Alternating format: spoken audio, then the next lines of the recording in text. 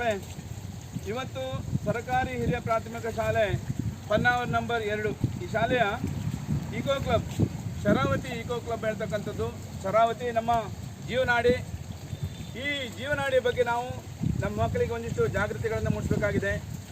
ಈ ನೀರಿನ ಬಗ್ಗೆ, ಇಲ್ಲಿರುವ ಜಲಚರಗಳ ಬಗ್ಗೆ, ಜೀವ ವೈವಿಧ್ಯಗಳ ಬಗ್ಗೆ, ಇಲ್ಲಿಯ ಜನಜೀವನದ ಬಗ್ಗೆ ನಾವು ಒಂದಿಷ್ಟು ಮಾಹಿತಿಗಳನ್ನು ಪಡ್ಕೊಳ್ಬೇಕಾಗಿದೆ. ಈ ಶರಾವತಿ ನದಿ ತೀರ್ಥಹಳ್ಳಿ ತಾಲೂಕಿನ ಅಂಬುತೀರ್ಥದಲ್ಲಿ ಹುಟ್ಟುತ್ತದೆ. ಹಾಗಾದರೆ ಪ್ರಾಚೀನ ದಂತಕಥೆ ಇದೆ. ಶರಾವತಿ ಹೇಗೆ ಈ ನದಿ ಉಗಮ ಆಯ್ತು ಹೇಳೋದ್ರ ಬಗ್ಗೆ ಒಂದು ದಂತಕಥೆ ಇದೆ. ಒಂದು ಸಲ ಸೀತಾ ಮತ್ತು ರಾಮಯ್ಯರು ಪ್ರವಾಸಕ್ಕೆ ಹೋದ ಸಂದರ್ಭದಲ್ಲಿ, ವಿಹಾರಕ್ಕೆ ಹೋದ ಸಂದರ್ಭದಲ್ಲಿ ಸೀತಾದೇವಿಗೆ ಬಾಯಾರಿಕೆ ಆಗ್ತದೆ.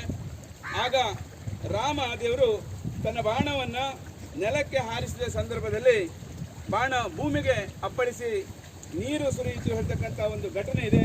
ಆ ಘಟನೆಯಿಂದಾಗಿ ಶರಾವತಿ ನದಿ ಅದು ಉಗಮ ಆಗ್ತದೆ. ಶರ ಎಂದರೆ ಬಾಣ ಹೇಳ್ತಕ್ಕ ಒಂದು ಅರ್ಥವನ್ನು ಸಹ ಅದು ಕೊಡ್ತದೆ. ನದಿಯ ಪ್ರಮುಖ ಉಪನದಿಗಳಿದೆ. ಈ ಶರಾವತಿ ನದಿಗೆ ಅನೇಕ ಉಪನದಿಗಳು ಸೇರಿಕೊಂಡಿದೆ. ಅದು ಬೃಹದಾಕಾರವಾಗಿ ಸುಮಾರು 128 ಕಿಲೋಮೀಟರ್ ದೂರದವರೆಗೆ ಈ ನದಿ ಸಂಚರಿಸಿ ಮುಂದೆ ಅದು ಅರಬ್ಬಿ ಸಮುದ್ರಕ್ಕೆ ಸೇರಿಕೊಳ್ತದೆ.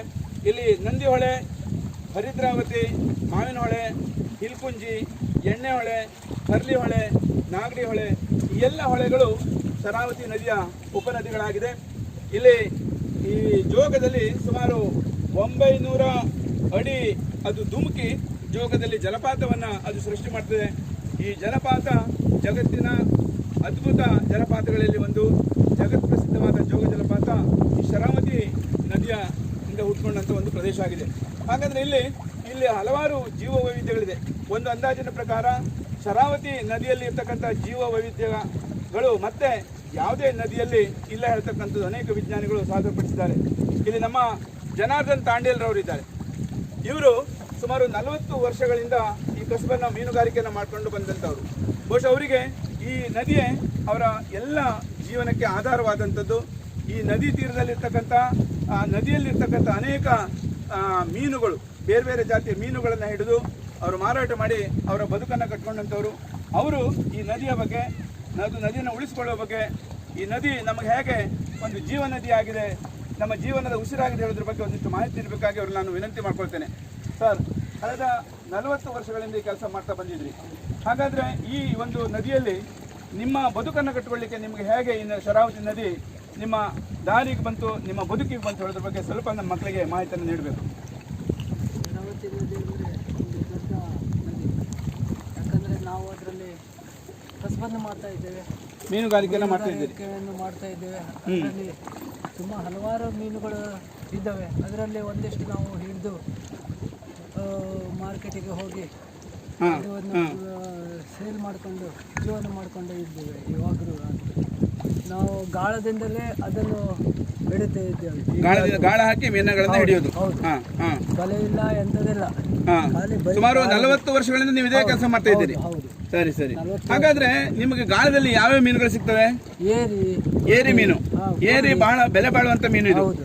ಏರಿ, ಕೆಂಸಿ, ಮಡ್ಲೆ, ಕುರುಡಿ ಕಡೆಗೆ ಮತ್ತೆ ಬೈಗೆ, ನೋಗಲ, ಮಳ್ಳಿ ಜಬ್ಬು. ಹೌದು, ಅದೆಲ್ಲ ಸಿಗ್ತವೆ. ಹೀಗೆ ಬೇರೆ ಬೇರೆ ಜಾತಿಯ ಮೀನುಗಳು ಈ ಗಾಳದಲ್ಲಿ ಸಿಗ್ತದೆ. ಏಡಿ ಸಿಗ್ತದೆ. ಏಡಿ ನೀವು ರಾತ್ರಿಯಲ್ಲಿ ಬಲೆ ಹಾಕಿ ಗಾಳ ಹಾಕಿ ಹಿಡಿದ್ರೆ ಅಥವಾ ಹಗಲಿನಲ್ಲಿ? ಇಲ್ಲ, ಹಗಲಿನಲ್ಲಿ ರಾತ್ರಿಗೂ ಸಿಗ್ತದೆ. ಅದು ಬಲೆ ಹಾಕಿ ಇಡೋದೇ, ಬಲೆ ಹಾಕಿ ಇಡುವಂಥದ್ದು. ಆದ್ರೆ ಗಾಳದಲ್ಲಿ ಏಡಿ ಒಂದೊಂದ್ಸರಿ ಎಲ್ಲಾದ್ರೂ 100ಕ್ಕೆ ಸಲ ಮಾತ್ರ ಅದು ಗಾಳದಲ್ಲಿ ಸಿಗ್ತದೆ. ಸರಿ, ಈಗ 40 ವರ್ಷದಿಂದ ಈ ಜೀವನವನ್ನು ನೀವು ಮಾಡ್ತಾ ಬಂದಿದ್ದೀರಿ. ಹಾಗಾದ್ರೆ ಈ ಶರಾವತಿ ನದಿ ತಟದಲ್ಲಿ ಅಂದ್ರೆ ನದಿ ತೀರದಲ್ಲಿ ಅನೇಕ ಜನರು ಮಲ ಮತ್ತು ಮೂತ್ರಗಳನ್ನ ಮಾಡ್ಲಿಕ್ಕಾಗಿ ಶರಾವತಿ ನದಿನ ಬಳಸ್ಕೊಂಡಿದ್ದಾರೆ ಹೇಳುವಂತ ಒಂದು ಆಪಾದನೆಗಳಿದೆ. ಈ ಜೀವ ಜಲಕ್ಕೆ ಅಥವಾ ಈ ಶರಾವತಿ ನದಿಗೆ ದೊಡ್ಡ ಆತಂಕ ಆಗಿದೆ ಹೇಳ್ತಕ್ಕಂಥದ್ದು ಅನೇಕ ಪರಿಸರವಾದಿಗಳು ಇದರ ಬಗ್ಗೆ ಆಕ್ಷೇಪಗಳನ್ನು ವ್ಯಕ್ತಪಡಿಸಿದ್ದಾರೆ. ಇದ್ರ ಬಗ್ಗೆ ನಿಮ್ಮ ಅಭಿಪ್ರಾಯ ಸರ್? ನಾವು ಎಷ್ಟು ಹೇಳಿದ್ರು ಮಲಮೂತ್ರ ಮಾಡುವಂತ ಸ್ಥಿತಿಯಲ್ಲಿ ಅವರು ಮಾಡ್ತಾನೆ ಇದ್ದಾವೆ. ಈಗಲಾಗ ಮೊದಲಿಂದಲೇ ಮಾಡ್ತಾ ಇದ್ದಾವೆ. ಇದು ಜನರಲ್ಲಿ ಜಾಗೃತಿ ಆಗಬೇಕು. ಹೌದು, ಜನರೇ ಆಂದೋಲನಗಳನ್ನ ಮಾಡಿ ಅವರೇ ಸ್ವತಃ ಒಂದು ನಿರ್ಧಾರ ತಗೊಂಡು ಆ ಒಂದು ಕೆಲಸ ಮಾಡಬೇಕು. ಹೌದು, ಮಾಡಬೇಕು. ಸರಿ, ಹಾಗಾದ್ರೆ ಇದರಿಂದ ಏನು ಅನಾಹುತ ಆಗ್ತಾ ಇದೆ ನಮ್ಮ ಶರಾವತಿ ನದಿಯಲ್ಲಿ? ಅಂದ್ರೆ ಪ್ರಾಣಿ ಪ್ರಾಣಿಗಳಿಗೆ ತುಂಬಾ ಅನಾಹುತ ಆಗ್ತದೆ. ಈ ನೀರು ಕುಡಿಯೋದು, ಅವರಿಗೆ ಅದಕ್ಕೆ ಏನಾದ್ರು ಜೀವಕ್ಕೆ ಸಮಸ್ಯೆ ಆಗೋದು. ಕಡೆಗೆ ನಾವು ಒಂದೊಂದ್ಸಲ ನೀರು ಕುಡಿತಾ ಇರ್ತೇವೆ. ಒಂದು ನೀರು ಇಲ್ಲದ ಕೂಡಲೇ ಆಸರ ಆಗಿದ್ಮೇಲೆ ಅದು ಶರಾವತಿ ಬಹಳ ಶುದ್ಧವಾದ ನೀರು, ಸ್ವಚ್ಛವಾದ ನೀರು, ಹರಿಯುವ ನೀರು. ಆ ಕಾರಣಕ್ಕಾಗಿ ನಾವು ಕುಡಿಲೇಬೇಕಾಗ್ತದೆ. ನೀರಿಲ್ಲದೆ ಇದ್ಮೇಲೆ ನಾವು ಅದನ್ನು ಬಳಸಬೇಕಾಗ್ತದೆ. ಮಾಡಬೇಕಾಗುದಿಲ್ಲ. ಅದಕ್ಕಾಗಿ ಅದರಿಂದ ಸುಮಾರು ಜನ ಮಲ ಮೂತ್ರ ಮಾಡ್ಕೊಂಡು ಇದ್ದಾಗದು ಈಗಲಾದ್ರೂ ಸರಿ ಆದ್ರೆ ಯಾರು ಅದರ ರೆಸ್ಪಾನ್ಸ್ ಈಗಲಾದ್ರೂ ತಗೊಳ್ಳಿಲ್ಲ. ಇಲ್ಲ. ಹಾಗಾದ್ರೆ ಇದು ಜನರೇ ಜಾಗೃತಿಯಾಗಿ ತಾವು ಸ್ವಂತವಾದ ಒಂದು ನಿರ್ಣಯ ತೆಗೆದುಕೊಳ್ಬೇಕಾದ ಅನಿವಾರ್ಯತೆ ಇದೆ. ಮಕ್ಕಳೇ, ಇದು ನಮ್ಮ ಹೊನ್ನಾವರದ ಶರಾವತಿ ನದಿ ತಟದಲ್ಲಿರ್ತಕ್ಕಂಥ ಅನೇಕ ಜನರು ಈ ನದಿ ತೀರಗಳನ್ನು ತಮ್ಮ ಮಲಮೂತ್ರ ವಿಸರ್ಜನೆಗಾಗಿ ಬಳಸ್ಕೊಂಡಂಥದ್ದು, ಜೊತೆಗೆ ಆ ಘನತ್ಯಾಜ್ಯಗಳನ್ನು ನದಿಯಲ್ಲಿ ಬಿಡ್ತಕ್ಕಂಥ ಕೆಲಸಗಳು ನಡೀತಾ ಇದೆ. ಹಾಗಾಗಿ ನಾವೇನು ಮಾಡಬೇಕಂದ್ರೆ ನಾವು ಜಾಗೃತರಾಗಬೇಕು. ವಿದ್ಯಾರ್ಥಿಗಳಾದ ನೀವು ನಿಮ್ಮ ಊರಿನಲ್ಲಿ ಈ ರೀತಿಯ ಅನಾಹುತಗಳಾಗದಂತೆ ಅಥವಾ ಜನರಲ್ಲಿ ಜಾಗೃತಿಯನ್ನು ಮೂಡಿಸಿ ಎಲ್ಲರೂ ಈ ಪರಿಸರವನ್ನು, ಈ ಶರಾವತಿಯನ್ನು ಉಳಿಸ್ತಕ್ಕಂಥ ಜವಾಬ್ದಾರಿ ನಮ್ಮೆಲ್ಲರ ಮೇಲಿದೆ. ಈ ಶರಾವತಿ ನದಿ ಇಡೀ ಮನುಕುಲಕ್ಕೆ ಒಂದು ಜೀವ ನದಿ. ಇದು ಅರಬ್ಬಿ ಸಮುದ್ರ ಸೇರಿದರೂ ಸಹ ಸುಮಾರು 10 ರಿಂದ 12 ಉಪನದಿಗಳು ಇದರೊಟ್ಟಿಗೆ ಸೇರಿಕೊಂಡಿದೆ. ಈ ಶರಾವತಿ ನದಿ ಒಂದು ದೊಡ್ಡ ಇತಿಹಾಸ ಇದೆ. ಈ ಶರಾವತಿ ನದಿಯಿಂದಾಗಿ ಒಂದು ಜಲಪಾತ ಸೃಷ್ಟಿಯಾಗಿದೆ.